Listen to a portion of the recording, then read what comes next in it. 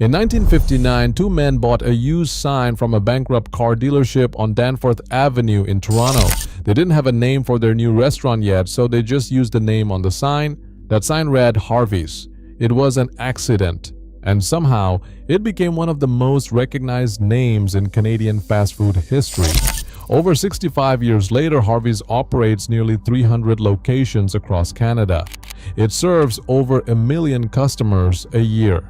It has survived the rise of McDonald's, the invasion of Burger King, and the slow decay of dozens of chains that came and went while Harvey's just kept flipping burgers.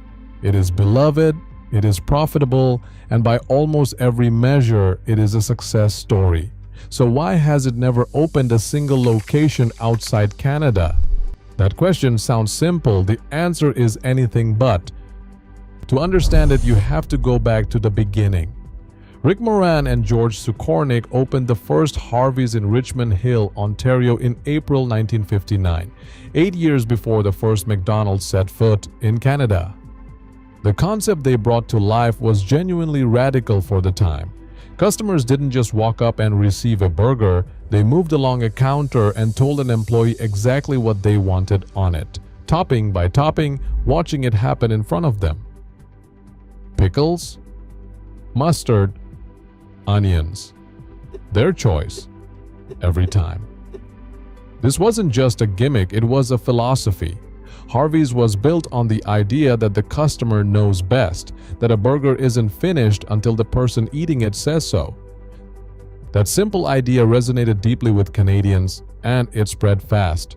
By the early 1970s, the chain had grown to 80 locations and merged with Industrial Growth Limited to form a company called Food Corp. In 1979, Cara Operations, one of Canada's largest restaurant groups, acquired Harvey's entirely. And here is where the story takes its first interesting turn. Cara Operations wasn't just a company that owned restaurants, it was a company that owned Canadian restaurants. Swiss Chalet, Kelsey's, Montana's, Eastside Mario's. Every brand in its portfolio was deeply, specifically, unapologetically Canadian. When Cara brought Harvey's under its umbrella, it wasn't expanding a fast food chain. It was reinforcing a national identity. Harvey's became, almost by design, a cornerstone of what it meant to eat Canadian. That identity had consequences, real structural consequences for any potential international expansion. Think about what Harvey's actually sells. It's not just a burger, it sells poutine, the definitive Canadian comfort food of fries, cheese curds, and thick gravy. It sources 100% Canadian beef, a point it has marketed proudly for decades. Its flagship burger was literally called the Great Canadian. When Harvey's partnered with Tree Canada to plant over 250,000 trees across the country, it wasn't a marketing stunt. It was consistent with everything the brand had always been. Harvey's had woven itself so tightly into the Canadian story that exporting it would have meant unraveling something essential about what made it work. But identity alone doesn't explain staying home. There is a harder, more practical reason why Harvey's never crossed the border, and it comes down to competition. Consider what was waiting south of the border. McDonald's had been operating in the United States since 1955. By the time Harvey's was hitting its stride in Canada, McDonald's was already a global machine with tens of thousands of locations, a global supply chain, and marketing budgets that would have dwarfed anything Harvey's could deploy. Burger King, Wendy's, Jack in the Box, Five Guys, In-N-Out. The American burger market was and remains one of the most brutally competitive food markets on earth. Harvey's had something genuinely special in Canada. First mover advantage, deep brand loyalty, and no direct domestic competitor that did what it did in the same way. The garnish counter was its moat, but in the United States, the customization concept wasn't novel anymore. Customers expected it. The competitive advantage that made Harvey's special in Canada would have been table stakes in America. Tim Hortons tried the American market. It failed repeatedly before being absorbed into a much larger corporate structure. Swiss Chalet, another Cara brand, attempted a handful of American locations and quietly retreated.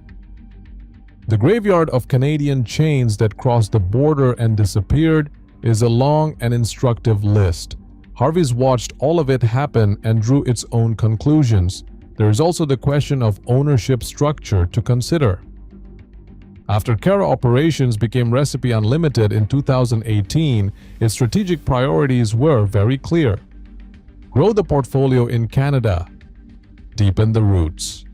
Reach 500 Harvey's locations across the country within a decade.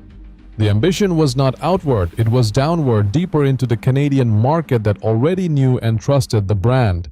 In 2024, Harvey's announced plans to open approximately 10 new locations that year, with focus on Montreal, the Greater Toronto Area, Alberta, and Calgary. Not Phoenix, not Seattle, not London. Canada. There is something else worth noting. Harvey's protected its name fiercely. When Hardee's, the American burger chain, attempted to expand into Canada, Harvey's blocked them on trademark grounds. Every Canadian Hardee's was forced to rebrand as Carl's Jr. instead. Harvey's had its name locked in Canada and wanted it to stay that way. Moving into the United States would have created the opposite problem. A smaller brand entering a market where other chains had decades of legal precedent and consumer recognition. None of this means Harvey's was afraid of growth. It means Harvey's understood something that many expanding brands have learned the hard way.